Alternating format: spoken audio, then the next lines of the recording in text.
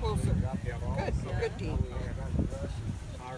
This is a time of celebration, and we Iowans, particularly those of us in Fayette County, celebrate all things that are Iowa. And today we're celebrating the addition of a school bell to our country school. 43 years ago, a group of individuals wanted to share the story of life in a country school, and they worked hard to raise funds to bring this school behind us to a permanent spot on the grounds of the Fayette County Agricultural Society. This joined a pioneer log cabin and became the center of our heritage area. As president of the Fayette County Historical and Genealogical Society, I'm pleased this evening to accept the gift of a bell, which came from a country school.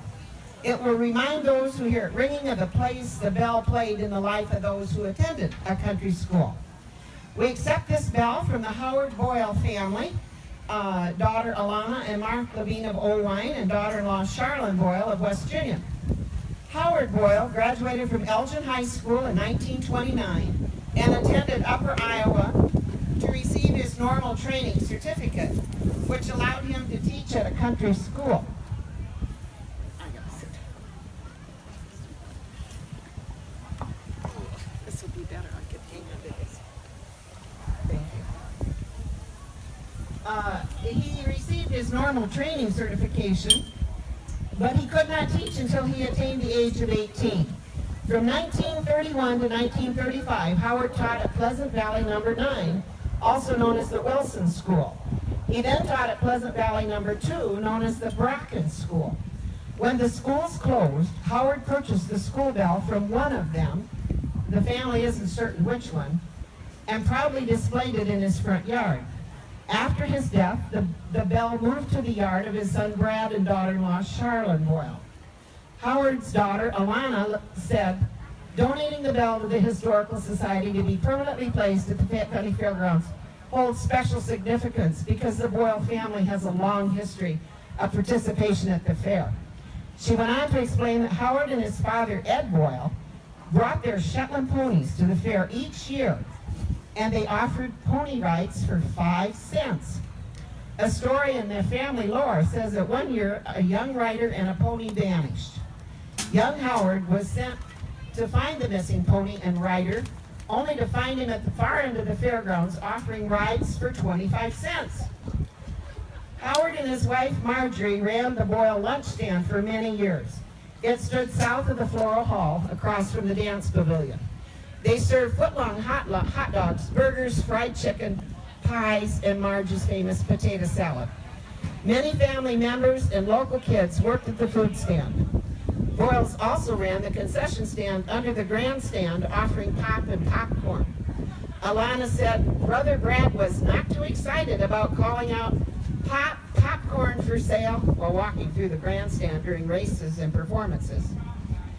The Historical Society and the Boyle family is grateful to all the people who helped with moving the bell, repairing it, building the foundation upon which it sits. It is gratifying to see it being enjoyed by curious young folks and adults who can reminisce about country schools. Kent Shookman rescued the bell, took it to the fairgrounds, and there it sat for the winter. We weren't sure at the Historical Society how this was going to happen. Alice Miller, one of our board members, said my son could sandblast that bell. So Dennis McElry, being the good son he is, sandblasted the bell and sprayed it with a preservative coat. Then what to do with the bell? How would we get a stand for the bell?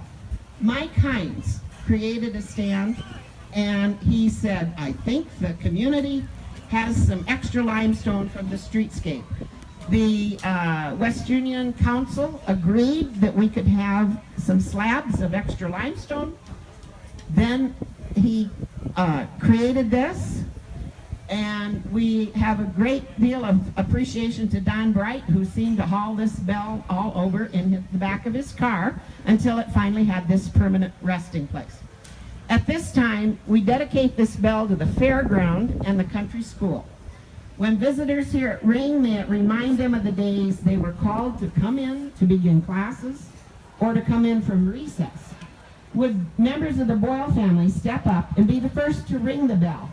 Don Bright, would you kind of help them with this?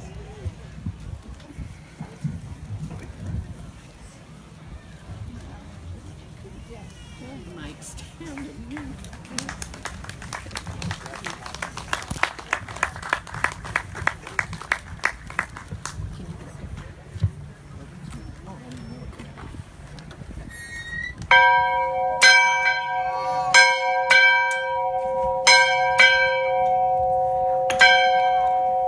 Oh, ring it again.